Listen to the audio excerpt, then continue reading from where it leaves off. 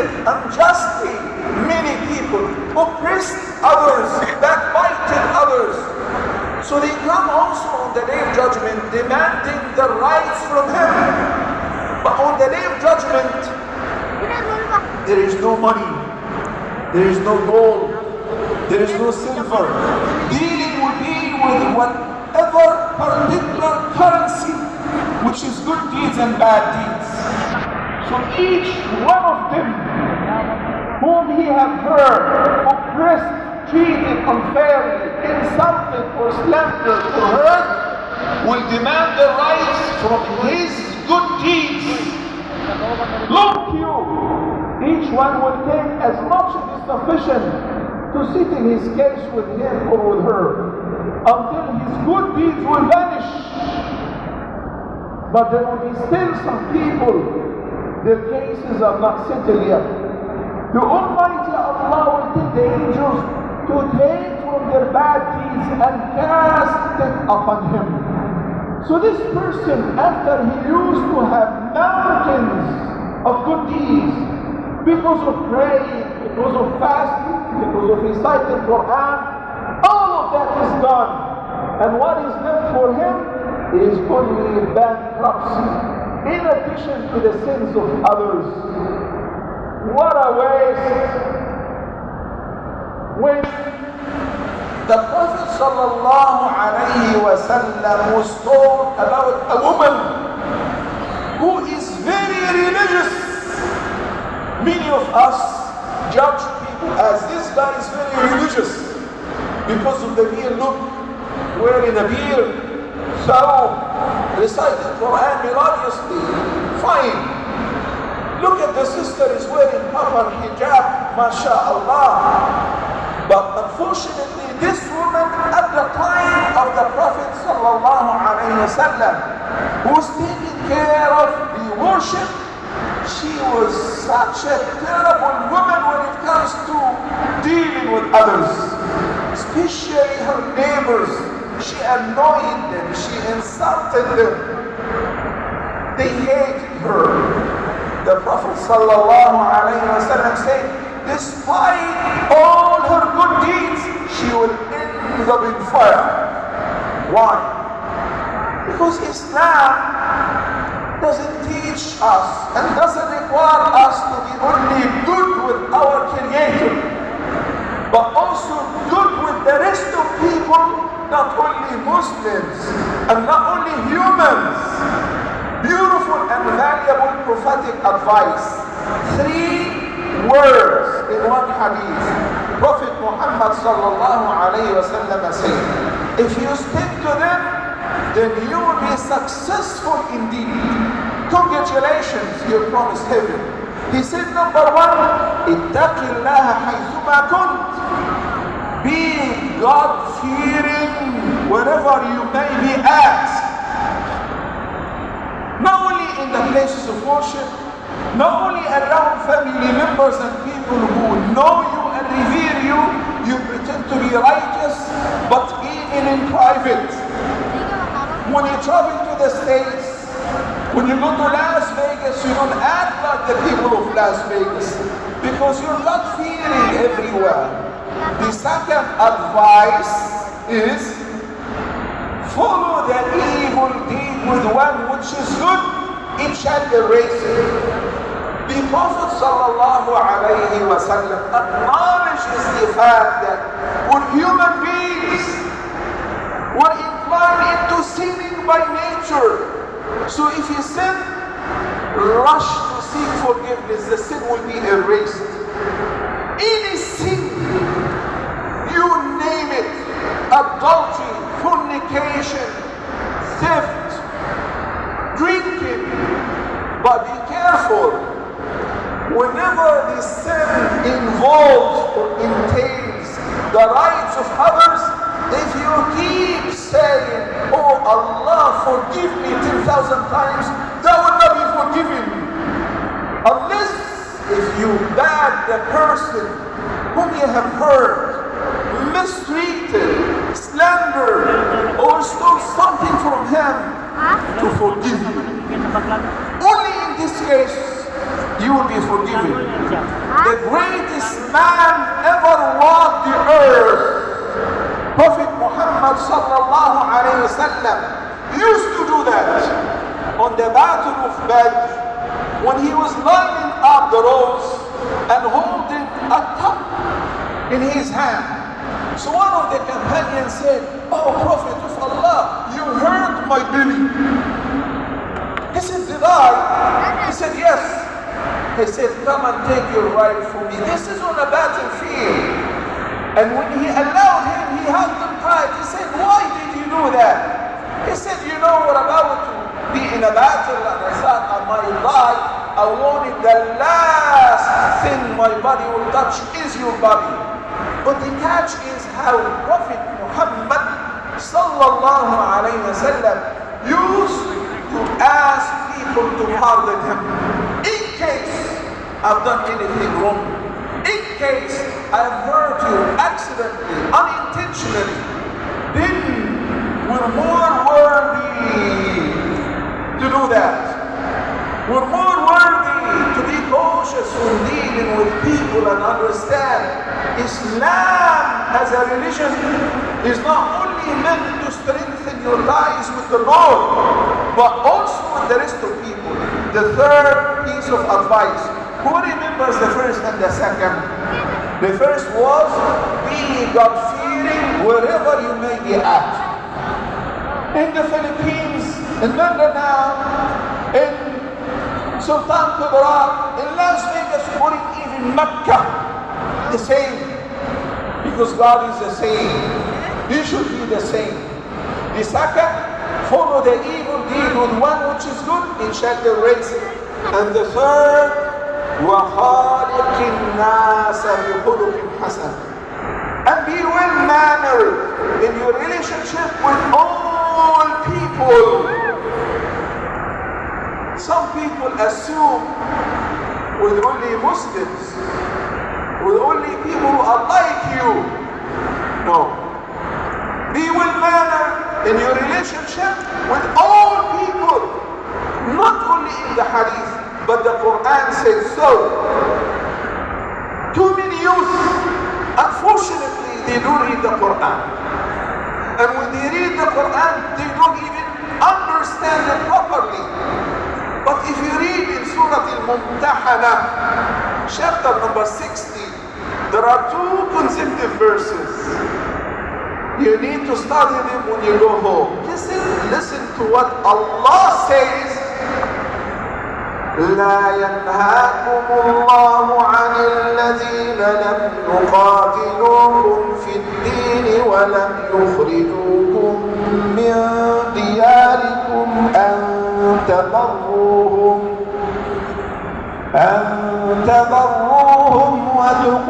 وتقسطوا إليهم إن الله يحب المقسطين. That's verse number 8, chapter number 60. Allah doesn't forbid you of being kind, of being passionate, of treating well non-Muslims, those who do not believe in your God, as long as they do not fight against you, nor force you out of your homes on account of your faith. We don't ask non-Muslims, you either become Muslim or become enemies. That is not true. The Quran doesn't say that. Rather, we should treat them with equity, with justice. Indeed, Allah loves those who are equitable. إِنَّ اللَّهَ يُحِبُّ الْمُقْسِطِينَ. Even in a country which is predominantly Muslims, vast majority are Muslims. We have some non-Muslims living among us. They maintain all the rights of Muslims exactly. And the Prophet sallallahu alayhi wa sallam says, I disassociate myself from, I am free from a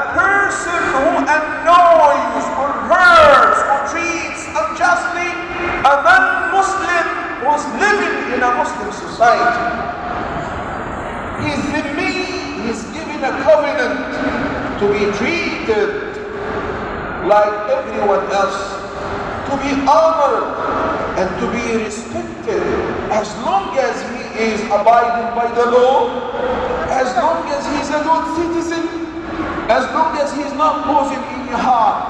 So before Allah, we're all treated the same. This is the statement of Prophet Muhammad sallallahu alaihi wasallam. When he migrated to Medina 13 years after preaching Islam in Mecca, and his migration was 1445 years ago exactly. Many Jewish rabbis rushed to see him, to receive him, to check him out, to see whether he is genuine or he's an impostor. They have been anticipating the final messenger to emerge, but rather from the Israelites. And now somebody is saying he's a messenger and he's the final messenger of God. Many Jewish rabbis rushed to check him out.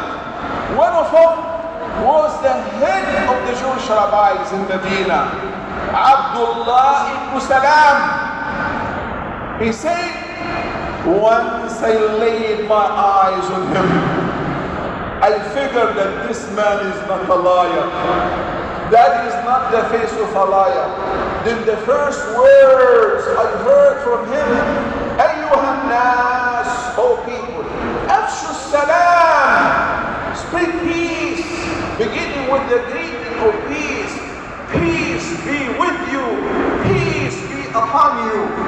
Ayyuhan nas, not only Muslims, Afshu salam, wa at'imu ta'am. Look at the combination and the balance. And feed who? Feed the needy, feed the poor, feed the orphans, feed the neighbors, feed the guests, feed people. And then, this is the social part. And then the private part between you and your Lord. وَصَلُّوا بِاللَّيْلِ وَالنَّاسُ نِيَامٌ. And pray at night while people are asleep. If you fulfill that, تَدْخُلُوا جَنَّةَ رَبِّكُمْ بِسَلَامٍ. You shall enter heaven peacefully. Allah secures you heaven if you do that. You do what? Spread peace, feed people, and pray at night. You cannot miss one of them. You cannot be God-fearing only in private. You cannot be God-fearing only in public. You cannot be a good Muslim while you're hurting others, including those who are not following your religion or not following your school of thought. Respect and honor is due to every living being, not only human beings. Human beings, believers and non-believers, even animals. That is in the Quran. This is what we learn since our childhood. This is the message of Prophet Muhammad sallallahu alayhi wasallam. Social welfare, you find it in every corner in the book of Allah, in every teaching of Prophet Muhammad sallallahu alayhi wasallam. Some of us are perceived as devout worshippers. MashaAllah, he finished memorizing Quran. MashaAllah, she prays every night 3 hours, 4 hours. MashaAllah, he doesn't miss Mondays and Thursdays, or he even fasts every other day. Congratulations, this is for you. What about what is for people? What about what is for others? This is for you. The Prophet sallallahu alayhi wa sallam said, أَحَبُّ النَّاسِ إِلَى اللَّهِ. The most beloved of all people to Allah, the dearest of all of you to Allah, the nearest of all of you to Allah is the one who is more useful and beneficial to people. You wanna know how much Allah loves you? It is in proportion with how much help you offer to people. Wallahi, Muslims and non-Muslims, you're more loved by Allah if you're offering more services, if you're being more helpful to people. Listen to this. What happens? And I've been thinking about this a lot. And this thought interrupts my peace and disturbs me a great deal. I always wonder, I'm a father of 7 kids, mashallah. What happens if I'm dropped dead right now, if I die? Who's gonna look after my family? Who's gonna take care of my kids? And some of them are only 4 years old. It's very scary, isn't it? In the West, in the States, some elders die in their homes, in their flats, and no one will find out until they stink. Because even their own children don't check on them. They don't even drop them a cone once a month. Only when the neighbors find an offensive smell, then they call 911 in order to break in, and they find the body has been inflated. The person is dead for the past week and no one knows. Not in Islam. Not in this religion. Not on our watch whatsoever. Listen to this perfect balance. In a beautiful hadith, the Prophet sallallahu alayhi wa sallam said, "As-sa'i ala al-armalati wal-miskin kal-qa'id la yaftur was-sa'im la yuftir وَكَالْمُجَاهِدِ فِي سَبِيلِ اللَّهِ." What an honor! You want to get the reward of somebody who prays at night, the whole night and every single night? Who can afford that? We like to sleep. We get tired. You want to get the reward of somebody who is fasting on every single day, not only in Ramadan, and a person who is a mujahid on a battlefield? Yes, achievable without doing any of that, by looking after a widow and the orphans. When Allah utilizes you to support a family and protect them against getting lost, against begging or having to go into prostitution or theft or stealing in order to eat, this is what too many people actually do. They're being forced into immorality and bad conduct because they want to eat. Where are you guys? Where are those who are God-fearing? So he said, a person who works in order to provide for such family, have a widow and her orphans, his reward with Allah is similar to the reward of a person who's praying on every single night and fasting on every single day and observing jihad. Orphans in this ummah, in the Muslim ummah, are not wasted. You know why? How much do you love Prophet Muhammad? I'm waiting. How much do you love Prophet Muhammad? Let me measure this through your takbir. How much you love Prophet Muhammad sallallahu alaihi wasallam. I'm waiting for your takbir.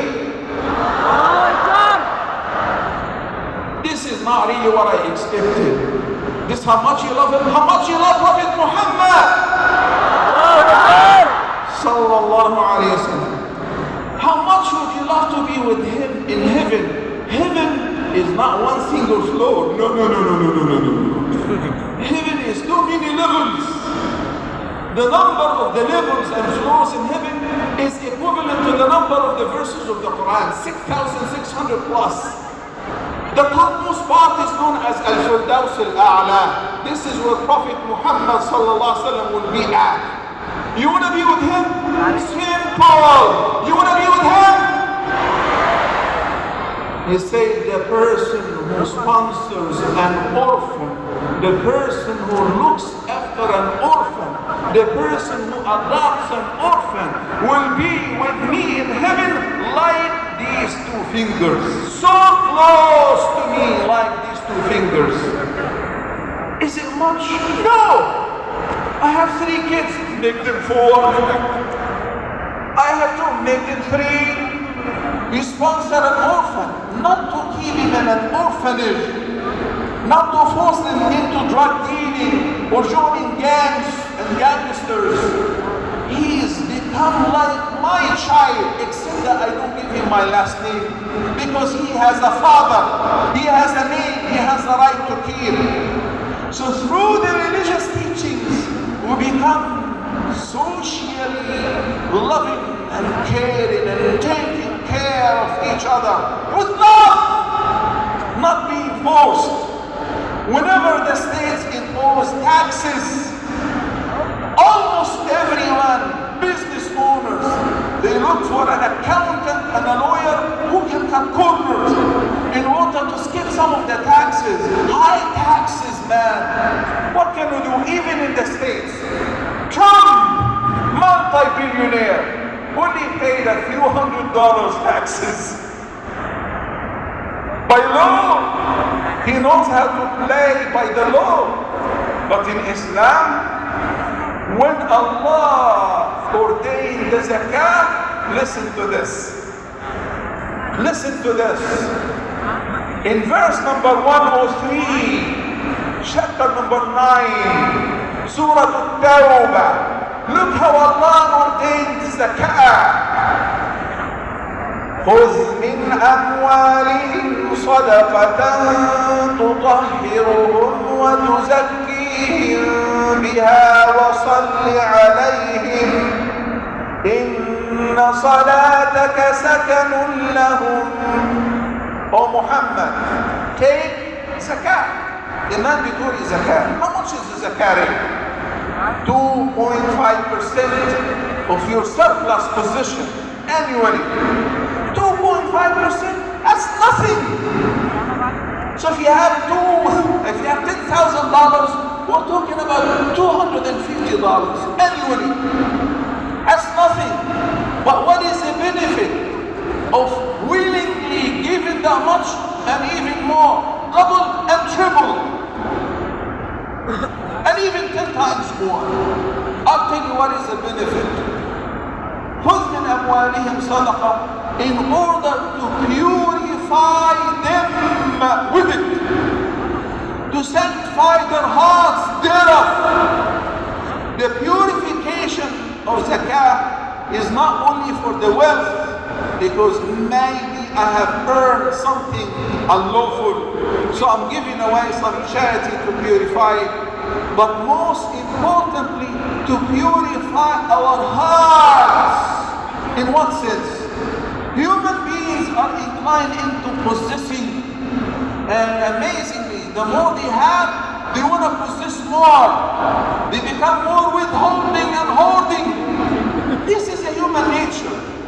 But a person whom Allah loves, he recognizes that whenever you give away, number one, you're giving away from Allah's provision, which He gave you, in order to get more, not only as far as reward in the hereafter, but also here. The more you spend, the more Allah will enrich you out of His bounty. So you do not become stingy. And guess what? It also purifies the heart of the recipients. Imagine if a millionaire, I have a chauffeur, I have a car, I have a maid, I have a cook, and I'm giving them the salaries with no tips. Among themselves, this guy is very stingy. This guy is very miser. He barely gives away anything. So there is this cold, hot feeling, maybe even jealousy and hatred. But whenever my neighbors know that, whenever Allah blesses me with provision, whenever He increases my risk, I make sure to pass on some to my neighbors, to those who are working for me, to those who are assisting me, to those who are in need. So among themselves and within themselves, you know what they do? They pray for me. They say, oh Allah bless him. Oh Allah give him more and more. Why? Because the more he gets, the more he will give us. The more he gets rich, the more we receive more risk and provision. This process of giving zakah is an amazing pivot in Islam. When you take it out willingly, let me share with you a story of a friend. He is a multi-billionaire, mashallah. And his business is always booming despite the fall down and the market crash. So once I had a chat with him and I said, tell me with full honesty, what do you do in order to maintain sustainability and success of your business? I said, I hope you don't think I'm smart or I'm invisible or I'm a good businessman. It is not because of any of that. I said, so what is it? He said, when I started my business, I decided to make Allah my partner in that business. To give 10% of every profit I make. We said zakah is only 2.5%. So he decided to give 10%. And then my business started growing and getting bigger and bigger and not affected like others. And then one day I was speaking to a friend and I was trying to convince him to give like 10%. So he laughed at me and he said, 10%? Is this how much you give? Only 10%? He said, what do you mean? He said, I'll give 30%. 30. And the more I give, the more Allah blesses me and my business, and it keeps growing uncontrollably.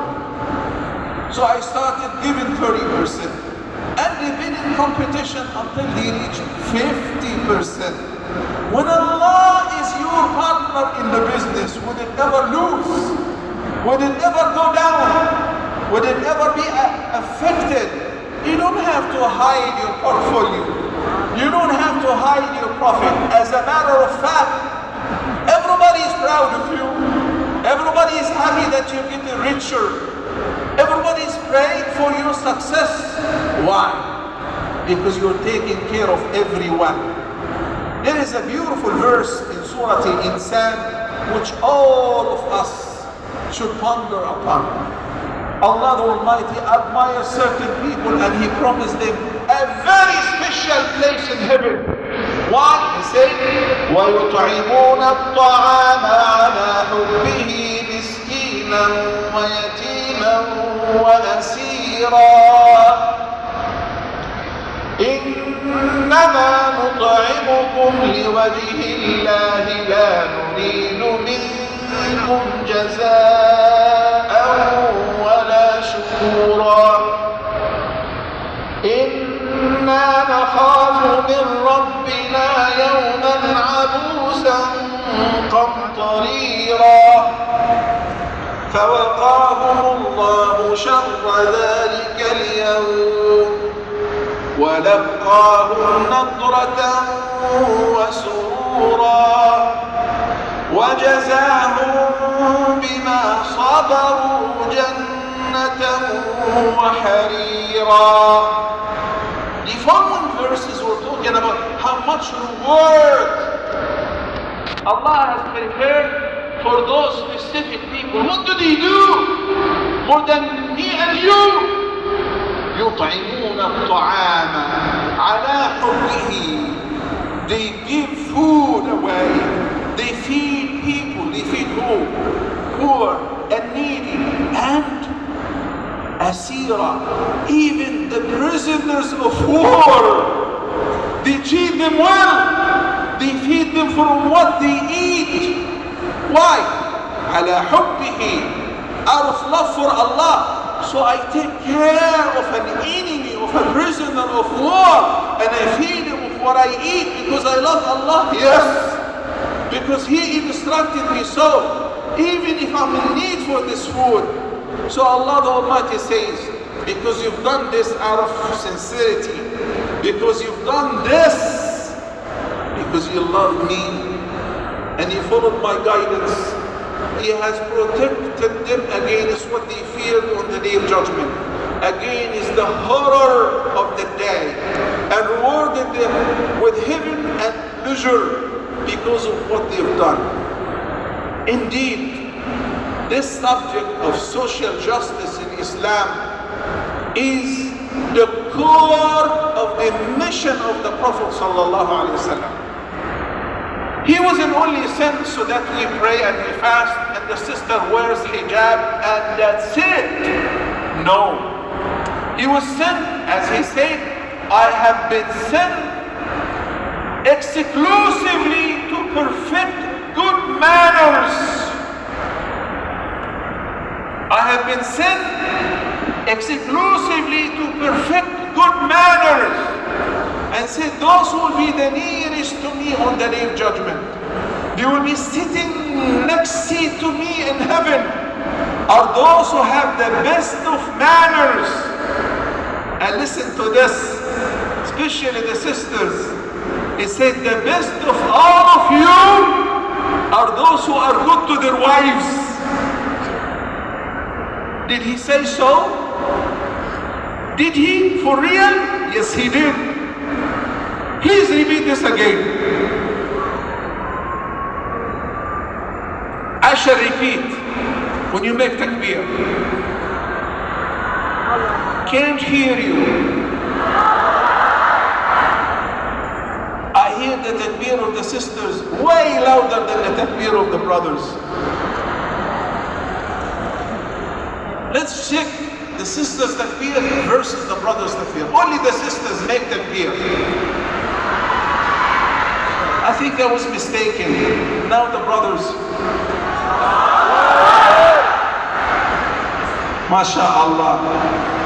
The hadith, because I promised, once again, he said, خَيْرُكُمْ خَيْرُكُمْ لِأَهْلِهِ. The best of all of you are those who are good to their wives. Why?